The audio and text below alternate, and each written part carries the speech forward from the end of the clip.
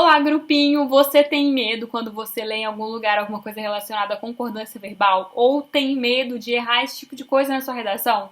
Seus problemas acabaram. Por quê? Porque eu já gravei um vídeo aqui sobre concordância verbal, falando sobre a concordância verbal. Quando a gente tem um sujeito simples, lá eu explico o que é concordância, o que isso significa. Se você ainda não assistiu, vá lá assistir antes de continuar com este vídeo aqui, porque neste vídeo eu vim falar sobre a concordância verbal quando nós temos um sujeito composto. Então, se você quer saber tudo sobre concordância e nunca mais na sua vida errar esse tipo de coisa, então vem comigo assistir a este vídeo, que é sucesso. Então, ó, faz o quê? Já se inscreve, ativa as notificações. Me segue lá também no Instagram, @yarameloprof, que eu estou aqui para ajudar você a alcançar todos os seus objetivos relacionados à redação e à língua portuguesa.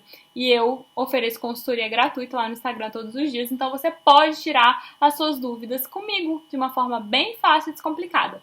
Então vamos lá. Em relação à concordância verbal, como eu falei, já gravei um vídeo aqui sobre isso, onde eu explico o que é a concordância, explico que dentro de uma frase, dentro de uma oração, os termos precisam estabelecer uma ideia de concordância, eles precisam estar em harmonia, entendeu? Eles precisam ser amigos ali dentro da oração, entendeu? Não vale um estar lá no Japão e o outro estar aqui no Brasil. Não, eles precisam estar integrados, eles precisam formar uma unidade. E quando a gente fala em concordância verbal, nós estamos falando da concordância entre o sujeito e o verbo, ou algumas vezes o predicativo do sujeito e o verbo. De qualquer forma, sempre vai ser a relação entre o verbo e o sujeito, tá? No geral, é simples a coisa, mas às vezes acaba complicando. Como eu falei para vocês no outro vídeo, né? A gente tem a mania de, na fala, por pensar muito rápido, a gente acaba falando o verbo primeiro para depois pensar no sujeito. E isso acaba fazendo com que a gente erre muitas vezes a concordância, né? Porque a gente tende a falar o verbo no singular e aí talvez o sujeito vai aparecer no plural, né? Enfim, pode acontecer. E aí, para começar, eu queria falar sobre a concordância com o sujeito composto. Vamos lá, o que é o sujeito composto? O sujeito composto nada mais é que aquele sujeito que tem mais de um núcleo. No vídeo passado também eu falei um pouquinho sobre núcleo. Núcleo é a parte mais importante daquela parte, né, da oração. Então, quando a gente fala de sujeito, a gente está falando da pessoa responsável pela ação, ou a pessoa que sofreu a ação em alguns casos, a ação do verbo. E aí, quando a gente fala em sujeito, nós temos ali núcleos, né, que são as partes mais importantes daquele sujeito. Por exemplo, se eu falar João e Maria foram à praia, por exemplo. Quem é o nosso sujeito? João e Maria. Quais são os núcleos? João, Maria, né? Nós temos dois núcleos. Então, nós temos o sujeito composto. Entenderam? Tá, beleza. Só para ter certeza que nós estamos na mesma página, que você não tem nenhuma dúvida relacionada a isso. Então, quando a gente tem esse tipo de sujeito, que é um sujeito composto, que é um sujeito que tem mais de um núcleo, as regrinhas para a concordância verbal vão ser um pouquinho diferentes, porque elas são bem específicas.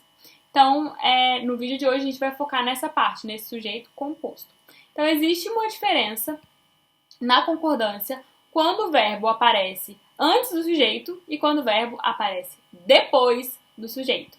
Então, o que acontece? Nos casos em que o sujeito aparecer antes do verbo, né, esse sujeito que é composto, que a gente já sabe que tem mais de um núcleo, o verbo vai aparecer sempre no plural, tá? Agora, caso o verbo apareça antes do sujeito, aí você tem uma flexibilidade maior, porque você pode concordar com o núcleo mais perto do verbo ou com o sujeito inteiro, ou seja, colocando o verbo no plural, né? Então, existe essa flexibilidade quando o verbo aparece antes do sujeito.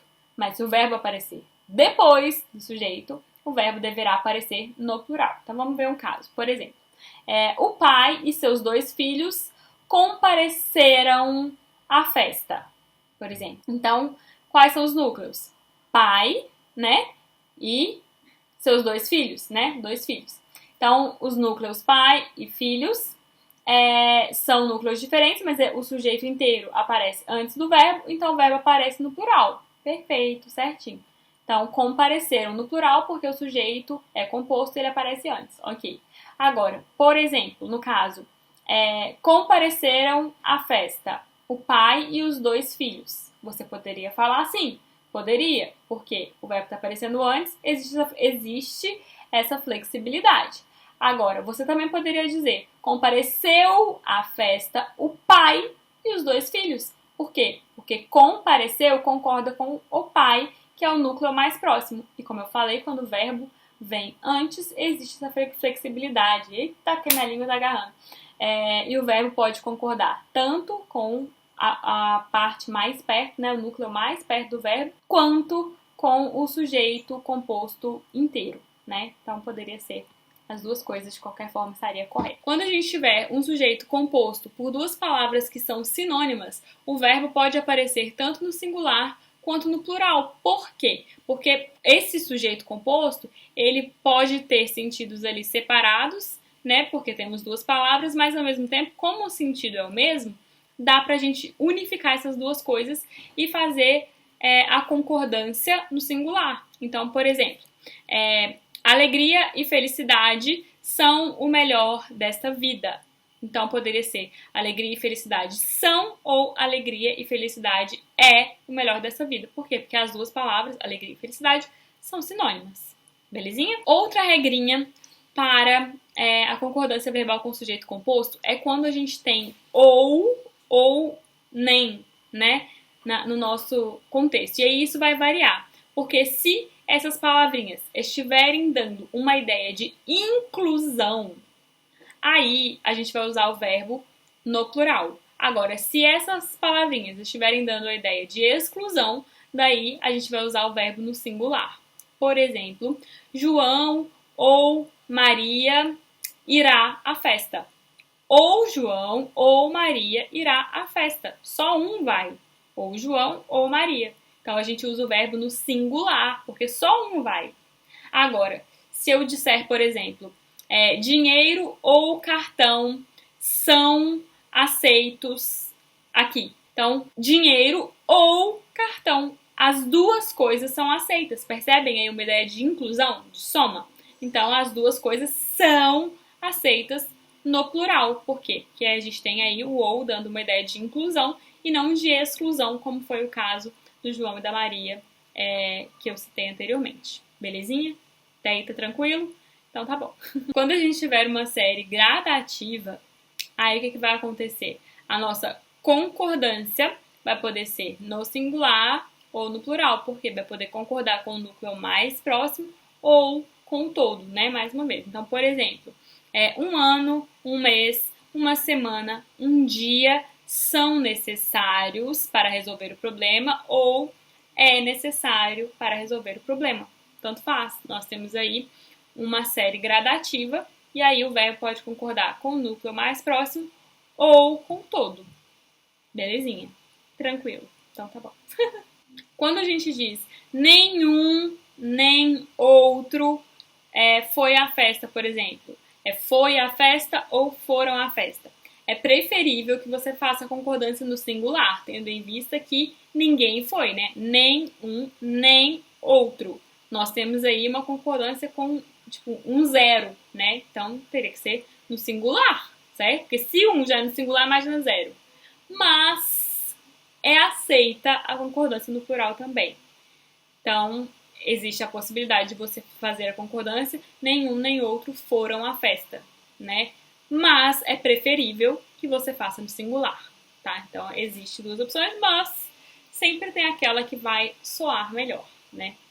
Quando a gente tiver um aposto resumidor ou recapitulador, o que vai acontecer? A nossa concordância vai ser com esse aposto. Então, por exemplo, amor, felicidade e paz, isso é o que eu quero para nós.